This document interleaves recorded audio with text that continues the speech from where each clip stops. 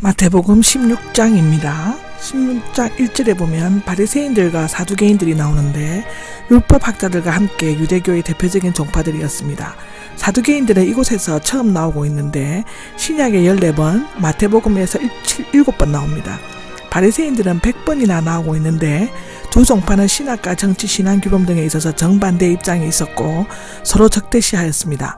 바리새인들은 사두개인들은 전통, 즉 유전을 지켰고 전자는 천재나 영의 존재, 미래의 벌과 응보, 육체 부활 등을 믿었고 후자는 믿지 않았습니다. 사도행전 23장에 나옵니다. 바리새인들은 정치단체가 아니었지만 사두개인들은 귀족단체로 자신들의 이익을 위해 로마와 협력했습니다. 바리새인들은 메시아를 기다렸으나 사두개인들은 무관심하였습니다. 두 단체는 예루살렘의 공의회에서 활동했으며 예수님을 대적하거나 시험할 때는 서로 손을 잡았습니다. 하늘에서 오는 표적은 바리새인들은 늘 예언자나 지도자들에게 표적을 구하였습니다. 지금까지 그들은 예수님께서 병을 고치거나 빵을 먹이는 이적들을 보았지만 그것으로 만족하거나 메시아라는 증거를 받아들이지 않고 하늘로부터 오는 큰 표적들, 즉 모세의 만나나 여호수아가 멈춘 해와 달, 그런 것이었습니다. 만일 보여준다고 할지라도 그들은 바알세불을 덜 먹이거나 다른 핑계를 대고 거부했을 것입니다. 왜냐하면 그들의 목적은 예수님을 시험하여 없애버리는 것이었기 때문이었습니다. 그래 보면 시대의 표적이 나옵니다. 날씨의 현상과 비교되고 있습니다. 팔레스타인에서 서풍은 비를 가지고 오고 남동풍은 열풍을 가져다 준다는 식으로 그들은 날씨를 경험에 의해 알고 있었습니다. 랍비들은 하늘과 기상의 변화를 관찰하여 때의 징조를 예측하고 생활의 지혜를 가르쳤습니다. 사실상 예수님의 생애와 활동은 마치 저녁노을과 같이 메시아적 축복과 은혜를 가져오는 것인가 동시에 아침노을처럼 완고히 거절하는 자에 대한 하나님의 심판의 표적이기도 했습니다. 마음을 굳게 닫아버린 영적인 소경은 하늘로부터 오는 표적과 바알세불의 표적을 분간치 못했을 뿐만 아니라 하나님의 계시를 볼 수도 들을 수도 없었습니다. 사절에 보면 요나의 표적인데요. 이미 12장 38절에는 부활에 관한 것임을 밝힌 바 있습니다. 요나가 니느웨를 해결시켜 하나님께로 돌아오게 한 것은 고기 뱃속에 있었던 이적이 아니라 요나 자신과 하나님의 말씀이었는데 마찬가지로 예수님의 표적도 예수님 자신과 하나님의 복음입니다. 예수님은 누구나 볼 수 있는 하나님이시요 누구나 들을 수 있는 하나님의 말씀이시였습니다. 예수님을 뵙는 것은 곧 하나님을 뵙는 것이며 그는 시대 앞에 표적으로 나타나셨습니다. 그의 독특한 삶을 사셨고 십자가를 지셨고 죽음을 이기시고 부활하셨습니다. 그보다 더 분명한 표적을 달리 구할 수가 없었습니다. 저들은 빵을 가져가는 것인데 예수님의 일생은 가장 큰 인기와 반대를 경험하셨던 서편 호숫가를 떠나 건너편으로 갔는데 아마도 서둘러 떠났기 때문에 빵 가져가는 것을 잊어버렸던 것 같습니다. 이곳은 사람이 많이 살지 않는 이방 땅이었으므로 특히 유대인들이 먹을 수 있는 정결한 음식을 발견하기가 어려웠던 것으로 기록되어져 있습니다. 6절에 바리새인들과 사두개인들의 누룩이 나옵니다. 제자들은 자기들이 떡 가져오는 것을 잊은 사실에 대해 말씀하시는 줄 생각하였습니다.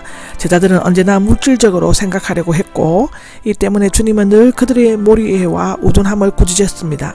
여기에서 누룩은 바리새인들의 형식적인 율법주의에 치우친 교훈이고 사두개인들의 부활을 부정하는 현세의 중심적 교훈을 말하고 있다고 마가복음 8장 11절에는 나옵니다. 그들은 성경의 가르침을 고개하여 율법의 계명들을 지킴으로써 구원에 이를 수 있다는 그릇된 교훈을 가르쳤습니다. 그러나 죄인인 인간은 율법의 요구를 만족시킬 수가 없다고 갈라디아서 3장 10절에는 기록하고 있습니다. 서로 수군거리면서가 나오죠. 미알료 사상은 제자들이 계속해서 언어라는 것을 나타내는데 언제나 믿음이 없는 악한 생각들을 나타낼 때 사용되어지고 있다고 마가복음 2장 6절에서 8절에는 기록하고 있습니다. 8절에 보면 믿음이 적은 자들아 라고 하죠. 제자들은 이미 갈릴리 바다에서 두 번이나 똑같은 책망을 받은 바가 있습니다. 마태복음 8장 26절, 14장 31절에 나오죠.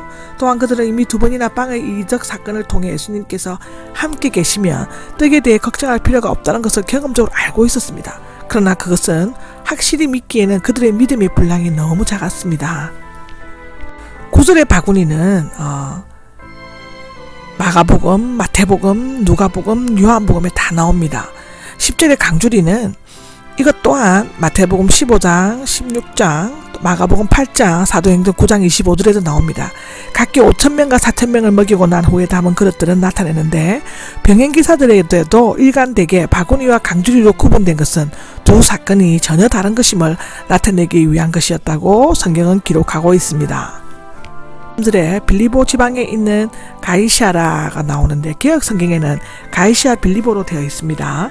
이것은 갈릴리 벳세다에서 북쪽 40km, 헐몬산 기슭 해발 340m에 위치한 성읍이라고 마가복음 8장 27절에는 기록하고 있습니다.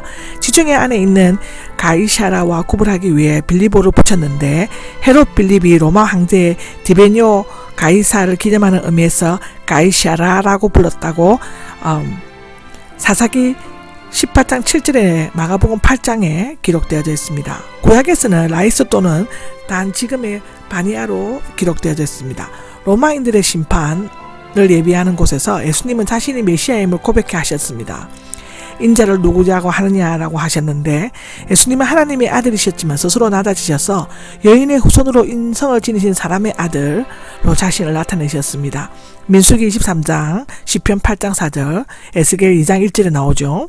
메시아적인 의미는 제자들에게 사람의 평탄에 대해서 물어보신 것은 궁금하시거나 몰라서가 아니라 제자들로 하여금 자신에 대해 올바르게 알도록 하기 위함이셨다고 기록합니다.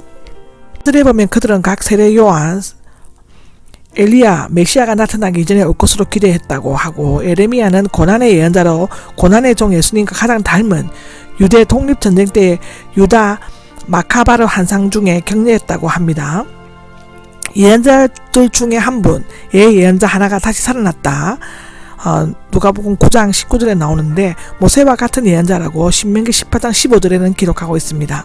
사람들이 다 옛 위인들의 부활을 말하고 있는 것은 유대교가 부활을 굳게 믿고 있었음을 보여주고 있는데 또한 그들은 예수님을 과거에 비슷한 공통점을 가진 인물들과 비교하고 있습니다.